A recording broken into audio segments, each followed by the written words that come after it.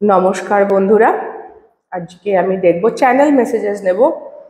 দুটো অপশন আছে, দেখতেই পাচ্ছেন, দুটো মূর্তি।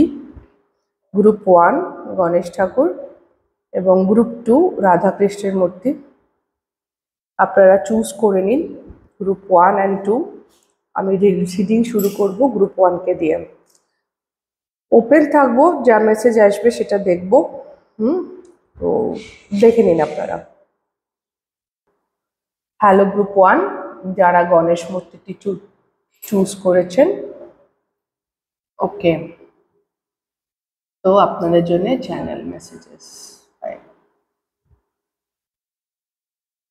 গ্রুপ 1, আপনার জীবনে কিছু মানুষ আছেন, একজন বটেই, একাধিকও হতে পারেন, কোনো গ্রুপও হতে পারে মানুষের।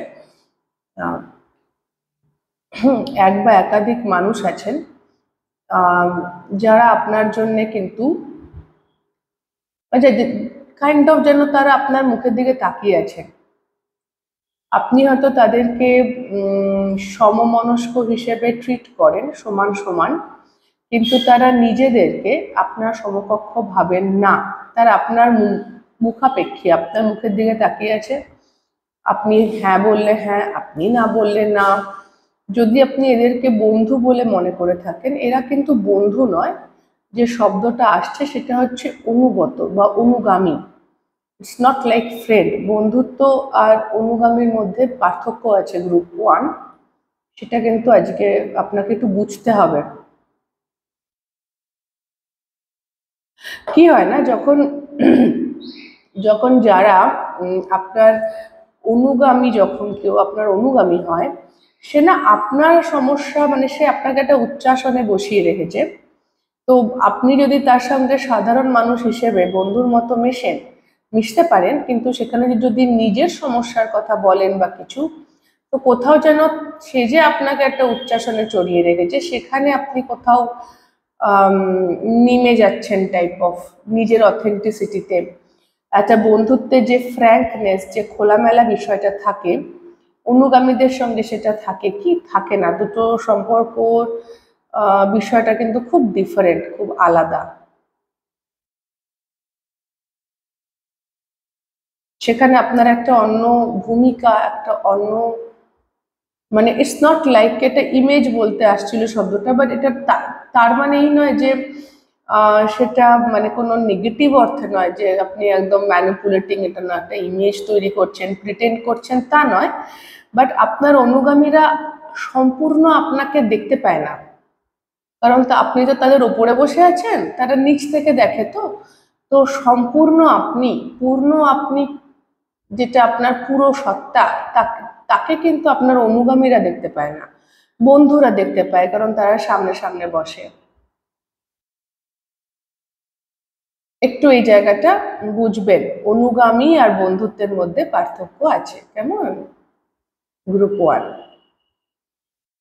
আপনার পায়ে ব্যথা, হাঁটু বা পায়ের পাতায় চোট লেগেছে, যাদের একটু বয়স বেশি, 35+, তাদের যদি হাঁটুতে পাতে ব্যথা হয়, নড়তে চড়তে উঠতে ফিরতে, বিশেষ করে মহিলাদের, তাহলে কিন্তু অবশ্যই ডাক্তার দেখাবেন। একটু ওজনের সমস্যাও থাকতে পারে।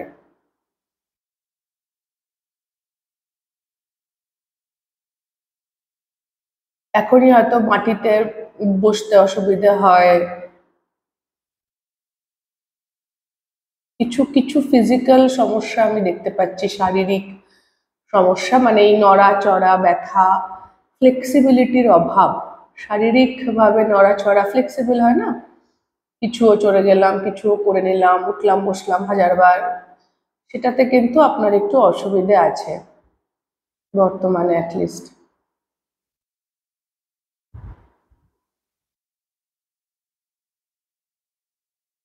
বুধবার গুরুত্বপূর্ণ হতে পারে, বুধবার।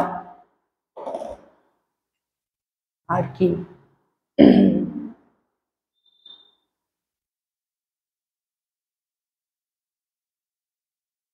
এখানে তো লিটারেলি আপনারা গণেশ ঠাকুর চুজ করেছেন, তো কিছু মানুষ অবশ্যই গণেশ ঠাকুরের পুজো টুজো করে থাকেন নিশ্চয়ই, গনু বাবার। বম্বে আপনার পছন্দের শহর হতে পারে মহারাষ্ট্র, বম্বে, এখানে খুব বড় করে গণেশ পুজো হয়। সিদ্ধিবিনায়ক মন্দির হয়তো আপনি গেছেন বা যাওয়ার ইচ্ছে আছে। আপনার মধ্যে একটা সৌম্য ব্যাপার আছে, সৌম্য শান্ত একটা বিষয় আছে যেটা মানুষকে আকর্ষণ করে, যেটা সবার ভালো লাগে। কিন্তু এবার কোনো মানুষই আমরা সারাক্ষণ তো সৌম্য আর শান্ত থাকি না, আমাদেরও অস্থিরতা হয়, কারণ আমরা সবাই মানুষ, রাইট? তো সেই জায়গাটা যেন আমার মনে হচ্ছে কোথাও সেখানে এই হয়তো এই অনুগতদের বা অনুগামীদের চাপে আপনি সামহাও যেন আমার মনে হচ্ছে যে আপনি না নিজের ওই র চেহারাটা, যেখানে আপনিও রেসলেস, আপনিও একটা সাধারণ মানুষ, আপনি কোনো সিংহাসনে বসে নেই, সেটা কোথাও আপনার এক্সপ্রেস করতে সমস্যা হয়ে যায়।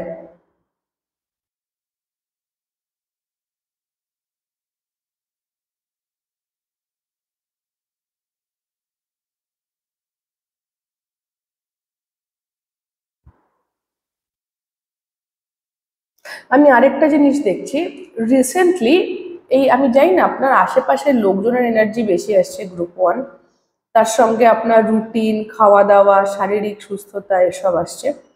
যাকে তো রিসেন্টলি খুব সম্প্রতি আপনাকে এই এই অনুগামী অনুগতদের মধ্যে কেউ কারোর দ্বারা মানে আপনি আপনার না একটা লো সেলফ এস্টিম ইস্যু দেখতে পাচ্ছি, মানে আপনি এমন মানুষের সঙ্গে নিজেকে তুলনা করেন যে হয়তো আপনাকে বিশাল উঁচুতে একটা দরজায় বসিয়ে রেখেছে, মানে উঁচু সিংহাসনে কোথাও একটা বসিয়ে রেখেছে, কিন্তু আপনি নিজেকে তার সাথে তুলনা করে ফেলেন। কেনই করছেন? আপনি তার সমকক্ষ নন কোনোভাবেই, উনি ভাবছেন না, আপনিই ভাবছেন যে আপনি তার সমকক্ষ। কেন ভাবছেন? এটা কোনো অফিস কেরিয়ারে আমি বেশি দেখছি, কেরিয়ারিস্টিক জায়গাতে, কেরিয়ারের জায়গাতে বা অফিসে, কলিগে, সংসারেও হতে পারে, বড় বউ ছোট বউ এনিওয়ে, কিন্তু আপনি কারোর সঙ্গে নিজেকে তুলনা করছেন এই অনুগামী বা অনুগত বা আপনার আশেপাশের মানুষের মধ্যে, যার থেকে মানে আপনি অনেক উঁচুতে বসে আছেন এবং উনি নিজে আপনাকে অনেক উঁচুতে বসিয়ে রেখেছেন, আপনি নিজেকে ওনার সাথে কম্পেয়ার করছেন। কেন করছেন? অভিজ্ঞতায়, মানে মর্যাদায় আপনি অনেক উঁচুতে।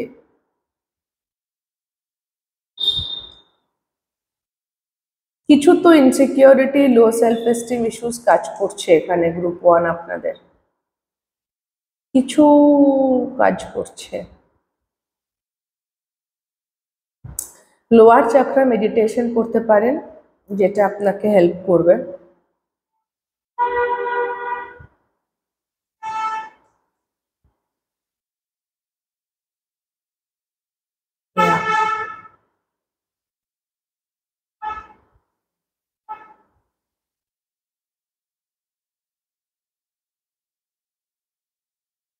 আর না আপনি দূরের জিনিসগুলো পরিষ্কারভাবে দেখতে পেলেও আপনার কাছের জিনিসগুলো যেন আপনি পরিষ্কারভাবে দেখতে পাচ্ছেন না।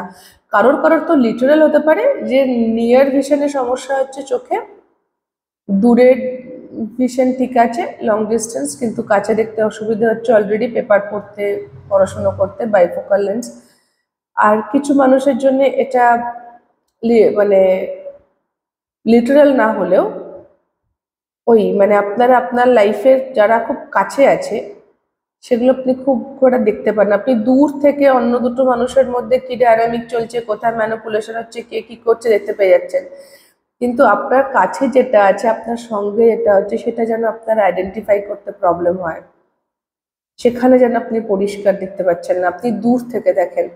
বা অনেক সময় এটাও হয় যে আপনাকে বলা হচ্ছে যে যদি আপনার মনের মধ্যে এই মুহূর্তে কোনো রকম কনফিউশন থাকে, প্রশ্ন থাকে, তো যে বিষয়, যে সিচুয়েশন, যে পরিস্থিতির ওপর আপনার প্রশ্ন, যেখানে আপনার কনফিউশন, সেই বিষয়টিকে একটু দূর থেকে দেখুন, হয়তো খুব কাছে আছেন, আপনি ওই সিস্টেমের মধ্যে আছেন বলে আপনি বুঝতে পারছেন না। একটু ডিস্টেন্সে এলে হয়তো ক্ল্যারিটি হবে, ক্ল্যারিটি বাড়বে। কেমন? তো আপনার দেখার জায়গাটা হয়তো একটু ভুল হচ্ছে, একটু লং, একটু লং এ দেখুন। দূর দূর থেকে দেখা মানে আজকের ঘটনাটা আজকে দিয়ে বিচার না করে গত যবে থেকে মানুষটাকে চেনেন, 2 বছর, 4 বছর, 5 বছর, 10 বছর, সেইখান থেকে শুরু করুন। বা যে সিচুয়েশনটা সেটা আজকেরটা আজকেই না দেখে লং টার্মে দেখুন। যদি ভবিষ্যৎও দেখতে হয় লং টার্মে দেখুন, আর যদি কোনো মানুষকে নিয়ে সমস্যা হয় তাহলে তার অতীত থেকে দেখুন। সবকিছুই এখানে বিচার্য। একটু বলেন না বার্ড আই ভিশন, একটু ওপর থেকে দেখা যে ঘটনাটা ঘটছে কি, বেসিক্যালি নিজেকে আইডেন্টিফাই না করে দেখা।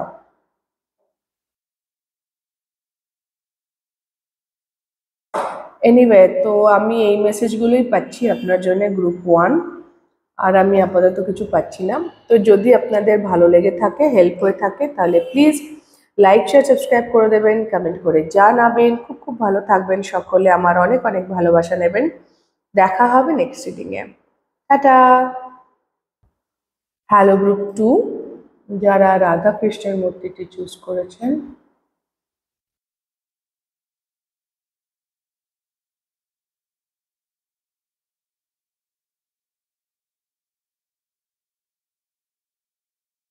ভালোবাসা একটা ইম্পর্টেন্ট থিম আপনার লাইফ, এবং সেই জন্যই হয়তো আপনি এই মূর্তিটি চুজও করেছেন, বিকজ ভালোবাসা আপনার লাইফে একটা কোনো ইম্পর্টেন্ট থিম। আপনি যদি এই মুহূর্তে কোনো সম্পর্কে না থাকেন, কোনো মানুষ আপনার লাইফে না থাকেন, তাহলেও আপনি সোলমেট বা আমি তোমার তুমি আমার টাইপ অফ রিলেশনশিপের ওপর আপনার সেই ডেজায়ারটা আছে।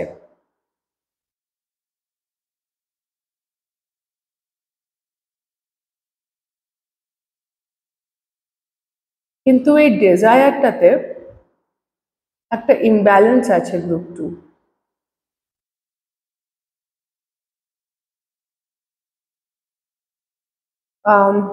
ইমব্যালেন্স যেটা দেখতে পাচ্ছি সেটা হচ্ছে যতটা আপনার মানে সম্পর্কের ক্ষেত্রে যতটা আপনার দেওয়ার কথা বা যতটা করার কথা, তার থেকে যেন আপনি একটু ওভার এক্সটেন্ডেডই থাকেন, আপনি একটু বেশিই করেন।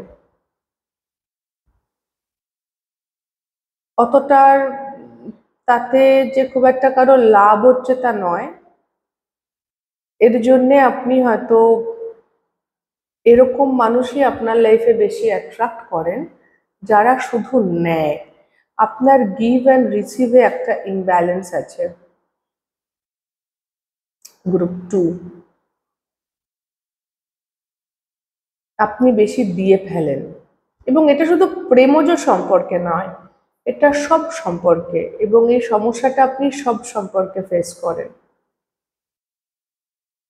আপনি জানেন এই বিষয়টা যে আমি না একটু বেশি বেশি করে ফেলি কখনো কখনো, হয়তো আগের থেকে আপনি অনেক কন্ট্রোল করেছেন।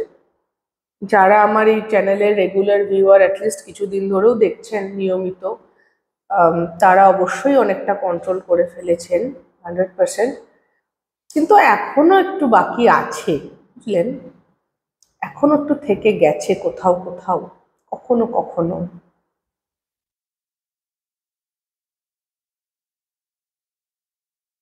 কোমরের ধ্যান দেবেন, ভারী জিনিস কদিন তুলবেন না, তুললেও অতি সাবধানে। কোমরের ওপর একটু ধ্যান দিতে হবে, কিন্তু কোমরটা আপনার যদি স্পাইনাল কর্ডে অলরেডি কিছু ব্যথা ট্যাথা হয় তাহলে একটু এমআরআই টেমআরআই করে দেখতে পারেন। একেবারেই অবহেলা করার জায়গাতে আপনি নেই কোমর নিয়ে গ্রুপ 2। রিসেন্টলি আপনার মধ্যে একটা ঔদাসীন্য কাজ করছে, যেন বেশ খানিকটা ইভলভ হয়েছেন আপনি আগের তুলনায়, এবং একটা ঔদাসীন্য কাজ করছে যেন রিসেন্টলি।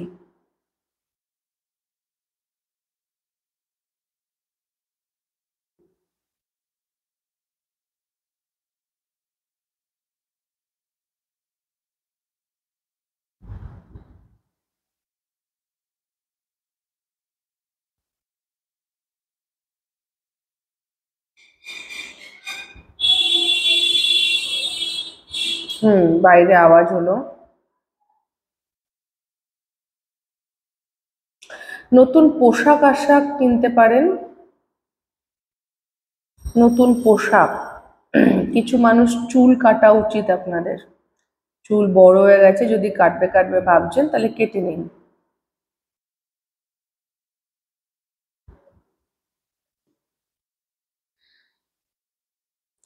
কি লুকিয়ে যাচ্ছেন আপনি? কিছু একটা আপনি নিজের কাছ থেকে লুকোচ্ছেন। গ্রুপ 2, ইটস লাইক আপনার ইমোশনাল কোনো একটা আসপেক্ট, আইদার সেটা আপনি লুকোননি, সেটা জানে আপনার ম্যাসকুলাইন সাইড, আপনি জানেন যে আমার মনে এটা আছে ইত্যাদি, বাট তার উপর কোনো অ্যাকশন নেই আপনার, আপনি কোনো কাজ করছেন না, বা সেটাকে আপনি মর্যাদা দিচ্ছেন না, কেউ একটা ঢেকে ঢেকে রাখার চেষ্টা। কিছু একটা শ্যাডো অ্যাসপেক্ট তো আছে, সেটা শেম হতে পারে, গিল্ট হতে পারে, ইনসিকিউরিটি হতে পারে, ইমোশনাল লোনলিনেসও হতে পারে। একটু এমব্রেস করার ব্যাপার আছে, নিজেকে আলিঙ্গন করার, নিজের কিছু অন্ধকার জায়গা আপনি এখনো সম্পূর্ণরূপে মেনে নিতে পারেননি। গ্রুপ 2, কিছু জায়গা আপনি এখনো জাজ করেন। কি করে বুঝবেন জাজ করেন জানেন? বিশেষণ ব্যবহার করবেন তার আগে নিজের ওপর, নিজেকে হয়তো বোকা বোকা বলবেন, এগুলো বিশেষণ, অ্যাডজেক্টিভ ইউজ করবেন। নিজের কিছু অন্তর্নিহিত অন্ধকার, যেগুলো সম্পর্কে আপনি জ্ঞাত কিন্তু সেগুলোকে আপনি ঢেকেই রাখেন, নিজের কাছে গ্রহণযোগ্যতাটাই তৈরি হয়নি, এবং সেটা অবশ্যই কারণ আছে তার। আপনি যখন বড় হয়েছেন বা তার পরবর্তীকালেও যেরকম জীবন কাটিয়েছেন, সেখানে আপনি খুব জাজ হয়েছেন, আপনি কোনোদিনই নিজের অরিজিনাল ট্রু সেলফ সেটা কোথাও আপনি প্রকাশই করেননি, সঠিকভাবে আত্মপ্রকাশ হয়নি। এবং এটা আমি খুব ছোটবেলা থেকে দেখছি যে আপনার এটা বন্ধ হয়ে গিয়েছিল। আপনি টিনেজ লাইফ থেকেই নিজেকে প্রকাশ করা বন্ধ করে মা বাবা সমাজ বন্ধু বান্ধব আশেপাশের লোকজন যেটা আপনার থেকে আশা করেছে, এক্সপেক্ট করেছে, সেটাই আপনি ডেলিভারি করেছেন। অ্যাকচুয়ালি আপনি কি চান, আপনি কে, আপনি কেমন মানুষ, সেগুলো আপনি কোনোদিনই মানে এইভাবে না নিজের সাথে নিজের ডিট্যাচমেন্ট হয়ে গেছেন। মানে এখন আপনি অনেক ইভলভ হয়েছেন, অনেক গ্রো করেছেন 100%, কিন্তু এখনো কিছু পার্টস আছে আপনার যেটা আপনি সম্পূর্ণরূপে সর্বসমক্ষে মেলে ধরতে আপনার দ্বিধা আছে। সর্বসমক্ষে মানে অ্যাটলিস্ট নিজের কাছেই মেলে ধরুন না, আপনি জানেন কিন্তু আপনি ঢেকে ঢেকে রাখেন, দেখতে চান না, অ্যাকসেপ্ট করতে চান না।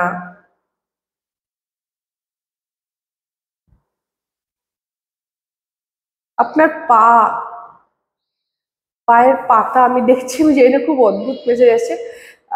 কিছু মানুষের নেল পালিশ, যাদের পায়ে একেবারে নেল পালিশ নেই তারা একটু নেল পালিশ পরুন, এটা স্ট্রিক্টলি মেয়েদের জন্যই, ছেলেরাও পরতে পারেন, কোনো ব্যাপার নেই। আর যেটা হচ্ছে যে নেল পালিশ পরে, আর যদি নেল পালিশ পরে গিয়ে থাকেন অনেকদিন তাহলে ওটা ওঠান। পাটাকে বেসিক্যালি একটু সাজিয়ে গুছিয়ে রাখতে বলছে, সুন্দর করে। যদি খরচা করতে পারেন তাহলে একটা পেডিকিউরই করালেন, একটু নুপুর চুটকি পরলেন, ছেলেদের জন্য একটা কোনো ভালো জুতো কিনলেন, পায়ের যত্ন করতে বলছেন, গাইডেন্স যেটা।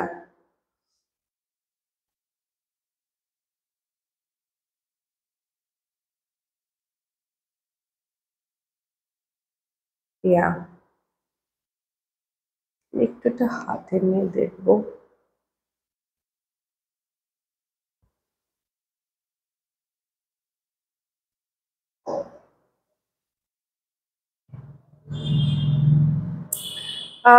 লাস্ট মেসেজ আসছে গ্রুপ 2, যে আপনি না প্রোটেক্টেড, ঈশ্বর আপনার সঙ্গে আছেন, তাই এত ভয় পাওয়ার কিছু নেই।